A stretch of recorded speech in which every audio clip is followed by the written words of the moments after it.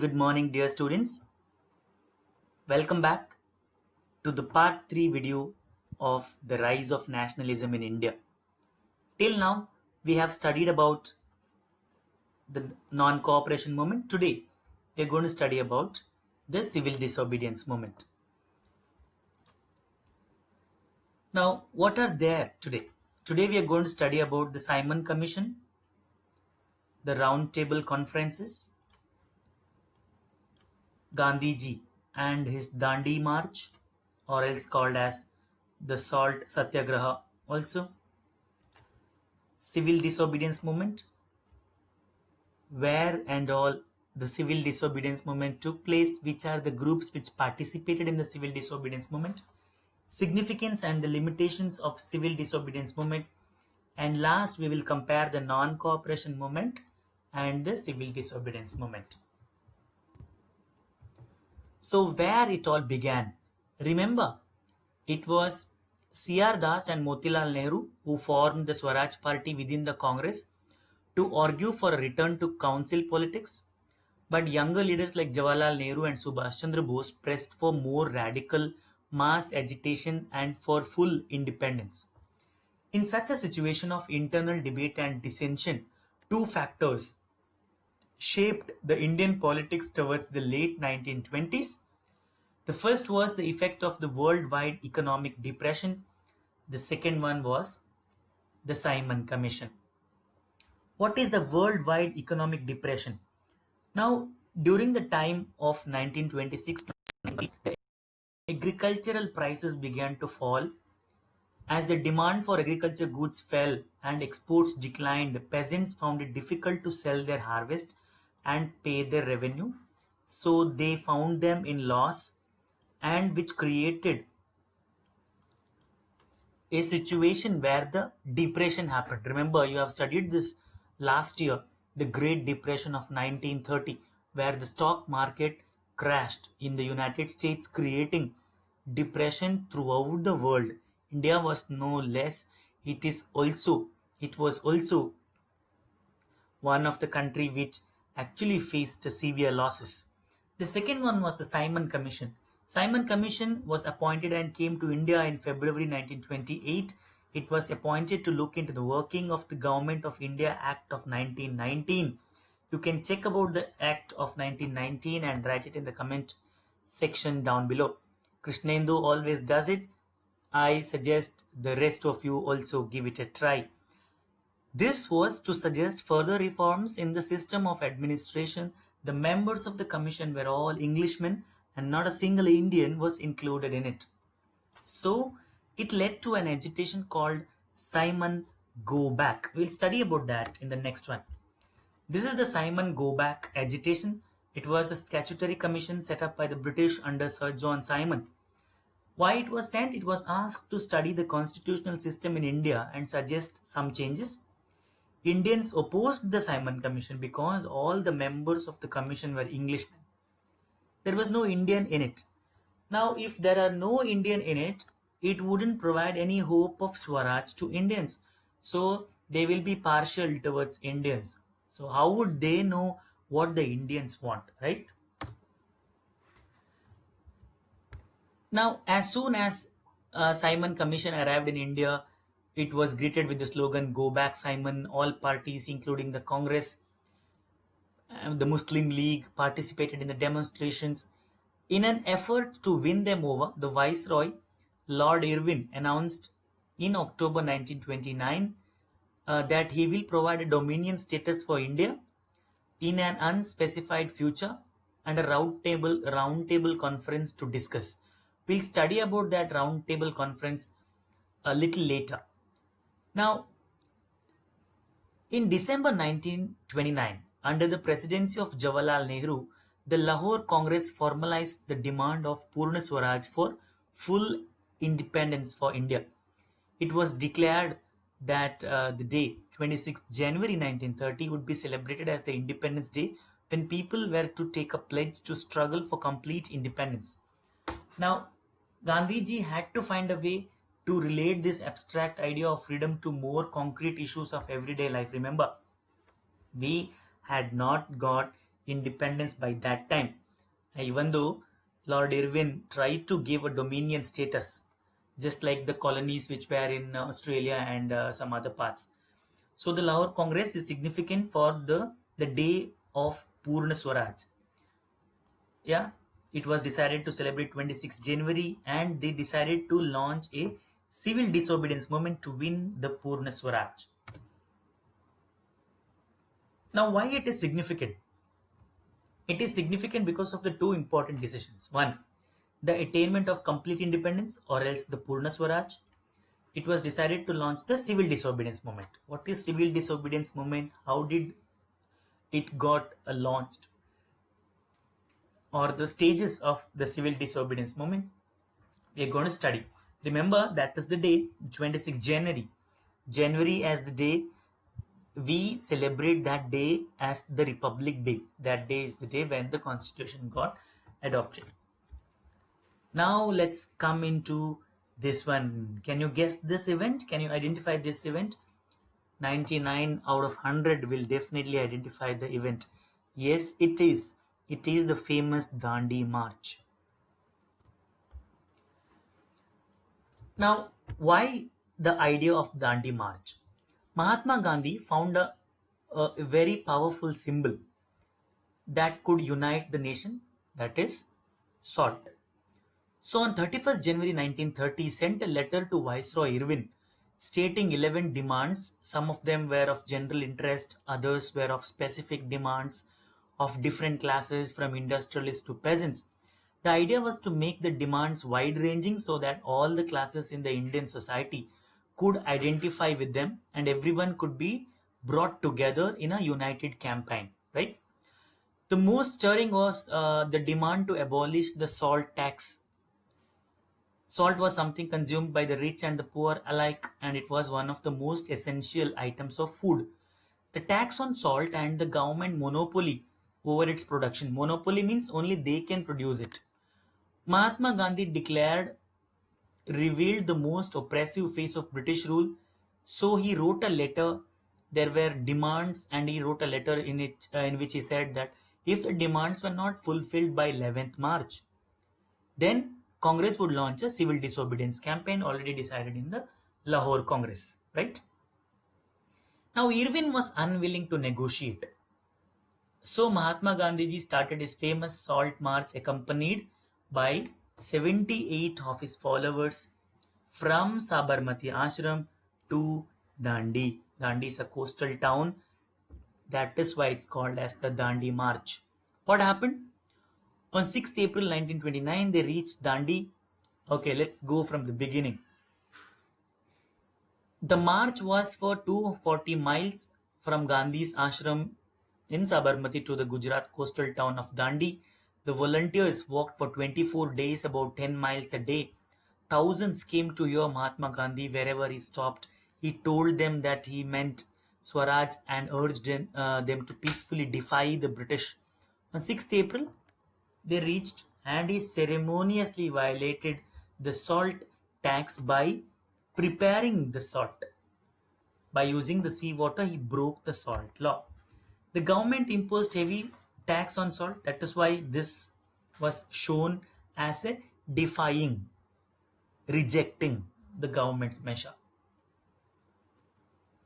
Now, we can say that this marked the beginning of the civil disobedience movement. Now, you might pretty much locate or think about many turning events which shaped our destiny, and the Dandi March was one of them.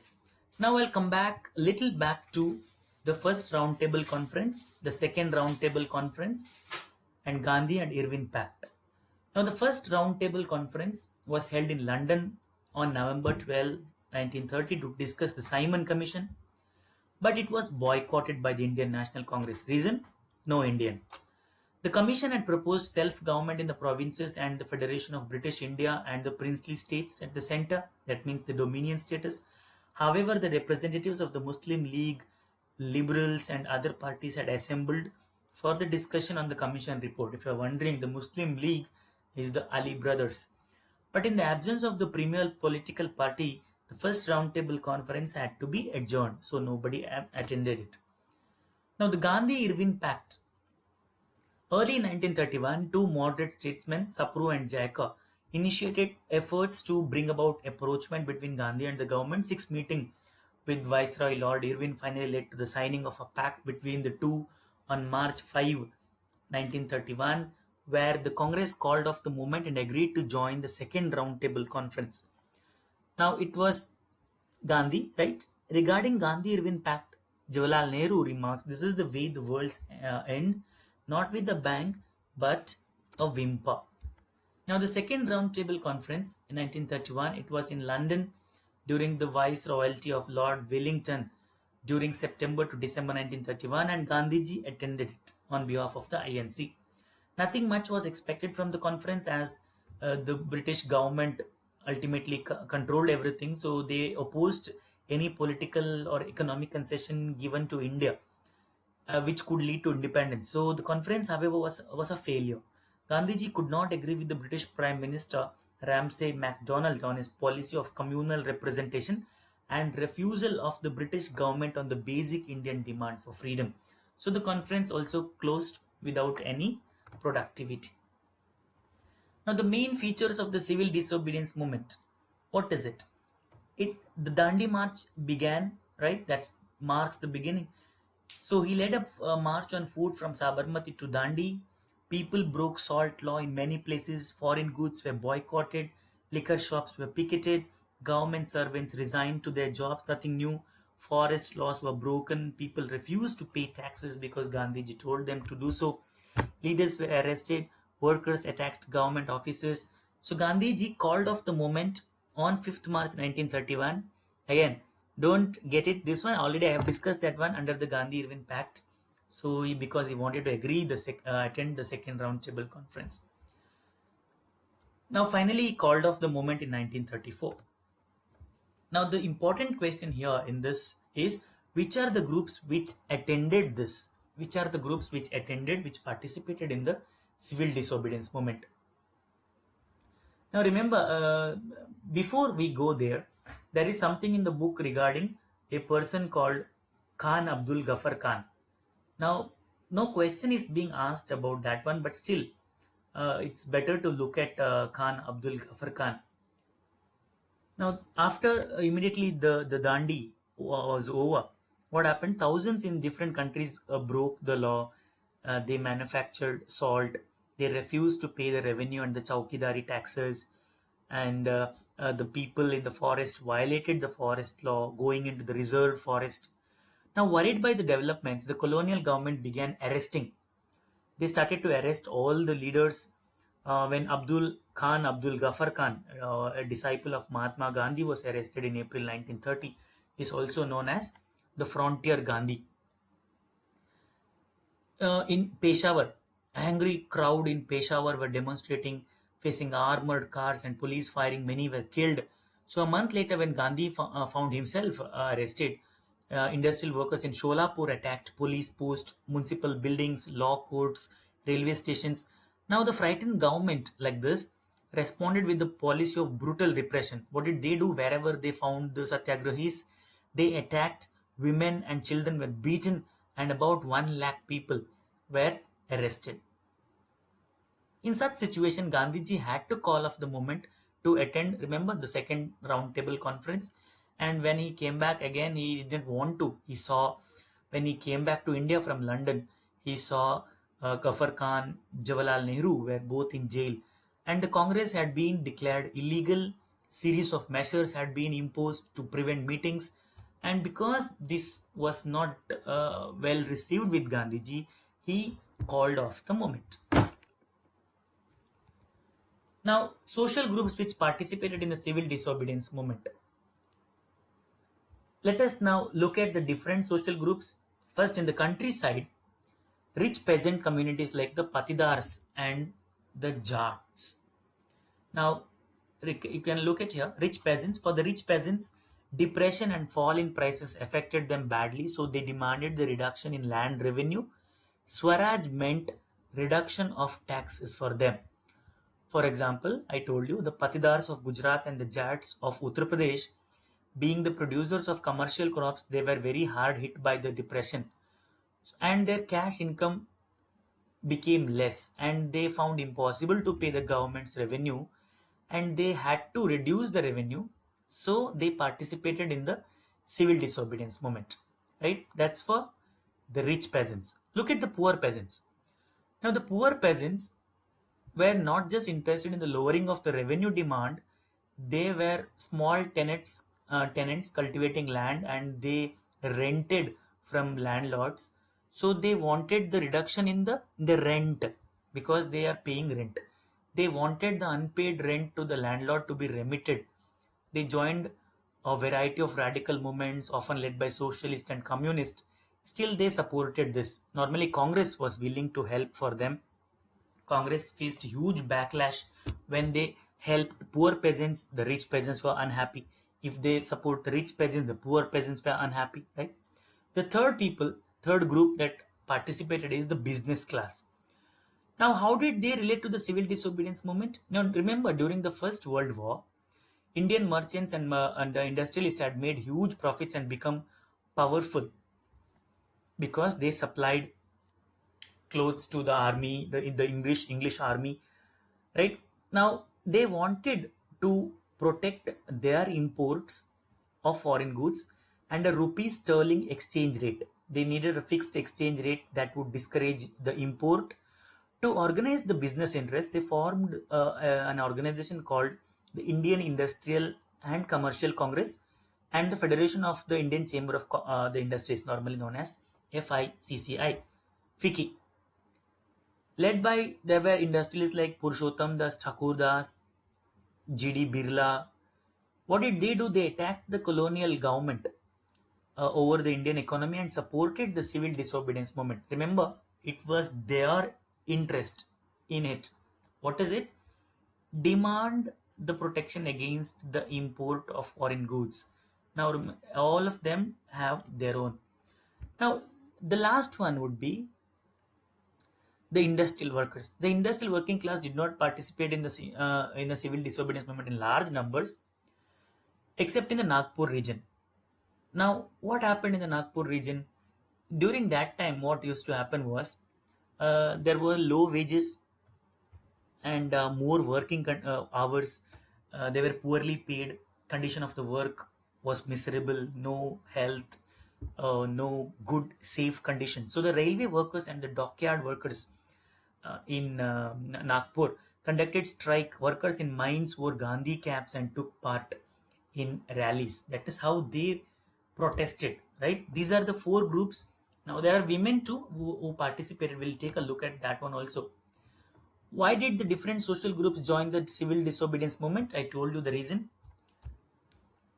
You can pause the video and you can go for reading this one.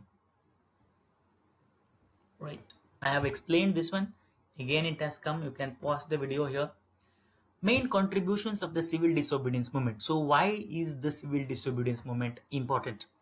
It is important because of it is the first struggle to win Purna Swaraj or complete independence. Second one, it was based on non-violent satyagraha. Women participated in large numbers. They came with him. They broke the law. It was a real mass movement. Remember, different social groups participated. Poor peasants, rich peasants, industrialists, business class. It was an open challenge to the British rule. People openly disobeyed the law. The salt tax, for example. Limitation: Dalits did not participate. Why? Because Dalits' demand were not being stressed by the Congress. Congress did not give importance to the Dalits' demand. So the Dalits stayed away from the civil disobedience. Many Muslims did not participate because they thought the Congress was getting closer to Hindu Mahasabha. Communal clashes started to happen during that time. So they obviously did not wanted to actually come and get part into it. Third one, communal riots occurred in many places. Disunity between Hindus and Muslims started. Now this is the time when they were all together. Suddenly it changed. Suddenly what happened was Hindus and Muslims are no more bhai bhai. Because of the, I told you, right, the Hindu Mahasabha incident. Industrial workers also, it was minimum. They did not participate more. That is also a reason. That's why these are the limitations of the civil disobedience movement. You can just write it as it is in the slide. You will be given 3 marks. The last concept that we discuss is the differences between the non-cooperation movement and civil disobedience movement. Now, what is in non-cooperation is people refuse to cooperate with the government during the non-cooperation. As the name says, people broke the law in the civil disobedience. Muslims participated large numbers in non-cooperation because of the help which was given for the Khilafat. Muslim participation was less in the civil disobedience because of the closeness of Hindu Mahasabha. No tax campaign was not there in non-cooperation. People refused to pay taxes in the civil disobedience movement. So these are the differences between the NCM and the CDM. So we have come to an end. As always, there is a quote said by Mahatma Gandhi ji: "Earth provides enough to satisfy every man's needs, but not every man's greed." So on that note, thank you for watching the part 3. This ends the part 3. You know the rest, right? After this video, you have to comment in the comment box down below. Come to the Google Classroom for the discussion. After that, we will connect you live for face interaction or audio video interaction. The next part of this chapter is Gandhiji's reforms. What did Gandhiji think of women? What did Gandhiji do for the upliftment of the Dalits? And the last part is, which are the things that made us feel like Indians, or which are the measures which brought collective belonging among the Indians? That's an interesting one, and it's worth knowing. So till then, guys, it is thank you from my side. Keep watching, and if you have any questions, please put down, and thank you.